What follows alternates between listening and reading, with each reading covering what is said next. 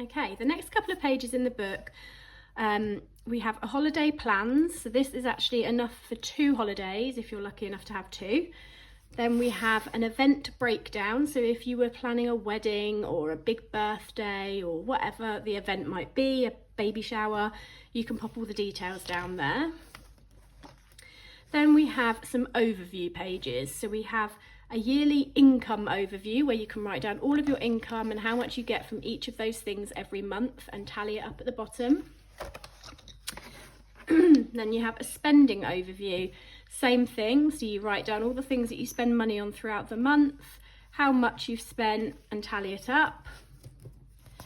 And then we have a savings overview. Again, write all the things that you've saved for, how much you've saved each month and tally it up at the bottom.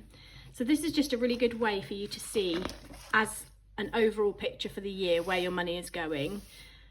The next page is a bills tracker. This is really important page in the book, and you write down your bill, the date it's due and the amount, and then you pop the months of the year along the top.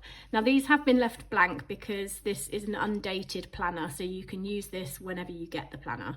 But there is enough spaces there for you to write just the first letter of each month, so J for January, F for February and so on. So every time that bill is paid, you just highlight it or tick it, mark it off in some way so that you know that that bill has been paid that month. And then the final page in that first section is the budget categories page.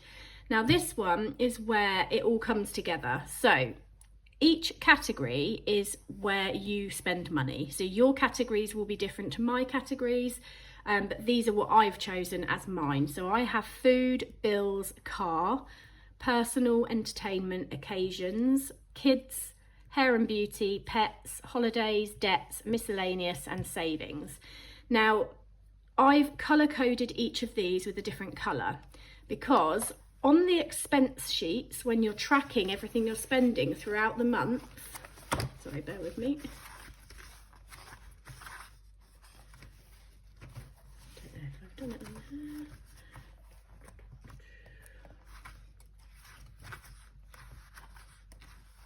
There we go.